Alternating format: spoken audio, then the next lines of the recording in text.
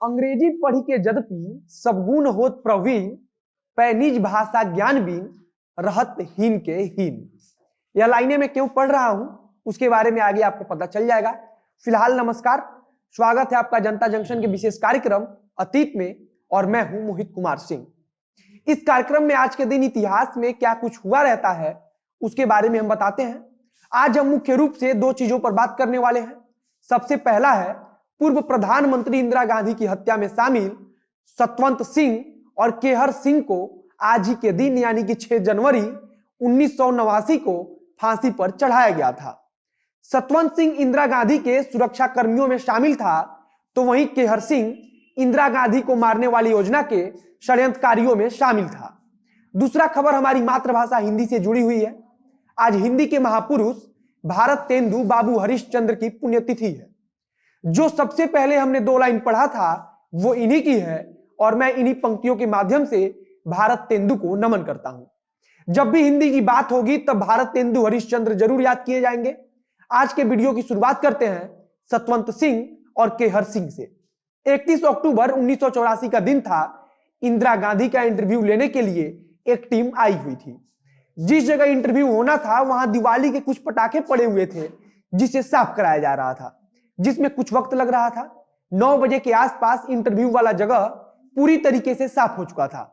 Indira Gandhi Akbar road की तरफ निकल पड़ी। रास्ते में उन्हें एक वेटर मिला जिसके हाथ में कप और प्लेट था। इंदिरा गांधी ने वेटर को रोककर पूछा कि कहां ले जा रहे हो। वेटर ने बताया कि इंटरव्यू के दौरान टेबल पर रखना है। इंदिरा गांधी ने उस वेटर को कोई दूसरा अच्छा टी सेट लेकर जाने को कहा और वे आगे बढ़ गई। आगे गेट के पास सब इंस्पेक्टर बेअंत सिंह तैनात था। उसी के बगल में बने संतरी बूथ में कांस्टेबल सतवंत सिंह तैनात था। इंदिरा गांधी संतरी बूथ के पास पहुंची और हाथ जोड़ते हुए बेअंत और सतवंत से कहा, नमस्ते। अब कुछ ऐसा होने वाला था जिसकी कल्पना वहां मौजूद किसी ने नहीं की थी।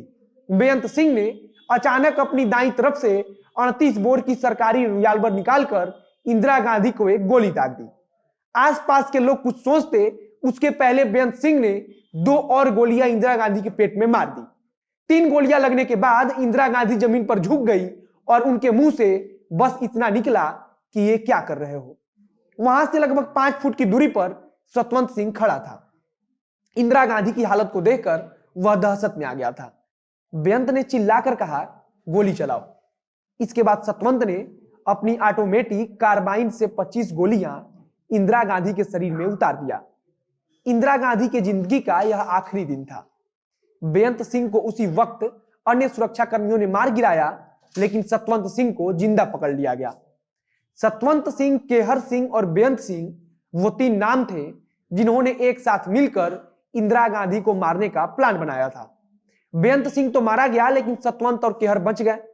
कहा जाता है कि सतवंत सिंह गोली मारने के बाद यह जानने के लिए बेचैन था कि इंदिरा गांधी को कितनी गोली लगी थी। कहा जाता है कि अदालत में पेशी के दौरान डॉक्टर डोंगरा से मुलाकात हुई तो सतवंत सिंह ने व्यंग्यपूर्ण लहजे में पूछा था कि उन्हें कितनी गोलियां लगी थी। बताया जाता है कि बेअंत, केहर और सतवंत तीनों इंदिरा गांधी से इस बात को लेकर नाराज थे कि उन्होंने अमृतसर के गोल्डन टेम्पल में सेना को भेज दिया था। आपकी जानकारी के लिए बता दूं कि ऑपरेशन ब्लू स्टार के दौरान खालिस्तान की मांग कर रहे भिंडरावाला और उसके साथी अमृतसर के स्वर्ण मंदिर में छुप गए थे। उनसे निपटने के लिए इंदिरा गांधी ने सेना को मंदिर के अंदर घुसने की इजाजत दे दी थी। उस मुठभेड़ में अकाल तख्त को भी काफी नुकसान पहुंचा था और इसी बात से सिखों का एक बड़ा धड़ा इंदिरा गांधी से नाराज था। खासकर अलगाववादी विचारों से प्रभावित सिख इसके विरोध में थे। सतवंत सिंह और केहर सिंह को 6 जनवरी 1989 को फांसी पर चढ़ा दिया गया था। 6 जनवरी 2013 को इन हत्यारों के परिवार वालों को अकाल तख्त ने स्वर्ण मंदिर के परिसर में सम्मानित किया था। फांसी के 24वें साल पर उनके परिवार वालों को सम्मानित किया गया था। अब आते हैं दूसरे नंबर पर। भारत तेंदु हरिश्चंद्र के नाम से शायद ही कोई परिचित नहीं होगा। भारत तेंदु हरिश्चंद्र आधुनिक हिंदी खड़ी बोली गद्य साहित्य के जनक माने जाते हैं। भारत तेंदु हरिश्चंद्र को आधुनिक हिंदी का जनक भी माना जाता है। लिखा जाता है कि वह भारतीय नव जागरण के अग्रदूत थे। भारत तेंदु हरिश्चंद्र एक कवि, नाटककार, साहित्यकार, निबंधकार के साथ साथ पत्रकार भी थे। उनके लेखन में स्वदेशी प्रेम दिख जाता है। हरिश्चंद्र जी का जन्म 9 सितंबर 1850 को काशी में हुआ था। इनके पिता भी एक कवि थे जिनका नाम बाबू गोपाल चंद्र था। बताया जाता है कि हरिश्चंद्र जी ने बहुत कम उम्र में काव्य रचना कर सभी को हैरत में डाल दिया था। कम उम्र में ही सर से माता पिता का छाया उठ गया, जिसके कारण उनके शिक्षा ग्रहण करने में भी व्यवधान पड़ गया। अपने घर पर खुद से पढ़ाई करते हुए उन्होंने हिंदी, अंग्रेजी, संस्कृत, फारसी, मराठी, गुजराती के साथ साथ अन्य कई भाषाओं का ज्ञान प्राप्त कर लिया था। मात्र 13 वर्ष की कम उम्र में ही उनकी शादी हो गई। इनकी पत्नी का नाम मन्नो देवी था। भारतेंदु हरिश्चंद्र ने बनारस के क्वींस कॉलेज में दाखिला भी लिया था, लेकिन काव्य रचना में विशेष रुचि होने के नाते उन्होंने कॉलेज को छोड़ दिया था। भारतेंदु हरिश्चंद्र का जन्म एक बड़े ही संपन्न परिवार में हुआ था। बताया जाता है कि उनके परिवार वाले अंग्रेजी सरकार का खूब गुणगान किया करते थे, लेकिन भारतेंदु हरिश्चंद्र की सोच इसके विपरीत थी।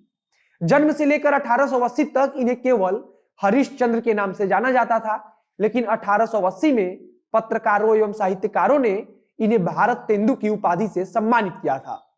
इनके द्वारा 3 पत्रिकाएं प्रकाशित हुई थी, जिनमें कवि वचन सुधा, हरिश्चंद्र चंद्रिका, जिसे हरिश्चंद्र मैगजीन भी कहा जाता था, और बाल बोधनी शामिल है। मात्र 35 वर्ष की आयु में दुनिया छोड़ने वाले भारतेंदु हरिश्चंद्र ने कुल लगभग 175 रचनाएं कर डाली थी। इसमें नाट्य रचनाएं, काव्यात्मक रचनाएं, उपन्यास, निबंध, इतिहास ग्रंथ शामिल हैं। 1873 ईस्वी में इन्होंने तदीय समाज की स्थापना भी की थी। बताया जाता है कि वल्लभाचार्य द्वारा प्रवर्तित पुष्टि मार्ग में दीक्षा ग्रहण भी की थी। बताया जाता है कि जीवन के अंतिम दिनों में अपने पूर्वजों की संपत्ति को उदारता के कारण लुटाने से उनकी आर्थिक स्थिति काफी बिगड़ गई थी। मात्र 35 साल की कम उम्र में भारतेंदु हरिश्चंद्र इस दुनिया को छोड़कर हमेशा के लिए चले गए, लेकिन उनकी रचनाएं हमेशा के लिए अमर हो गई। आज उनकी पुण्यतिथि पर उनकी कहानी आपको कैसी लगी, कमेंट बॉक्स में जरूर बताइएगा।